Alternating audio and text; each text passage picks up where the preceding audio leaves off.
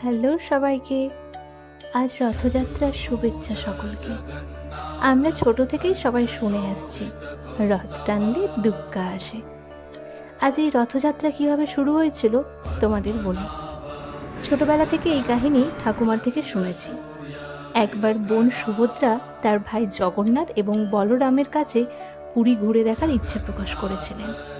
তারপরই দুই ভাই মিলে বোনের জন্য বিশাল রথ প্রস্তুত করে এবং তাতে চড়েই তিনজন নগর ভ্রমণে বের হন।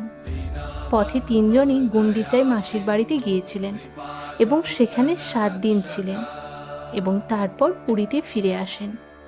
এরপর থেকেই প্রতি বছর 3 ভাই বোন তাদের রথে চড়ে মাসির বাড়ি গুন্ডিচা মন্দিরে যান। এইভাবেই রথযাত্রা শুরু। আজকের গয়নাটি তাই 3 ভাই বোন বলরাম, সুভদ্রা, জগন্নাথ দেবকে নিয়েই। তোমরা জানিও তোমাদের কেমন লাগলো।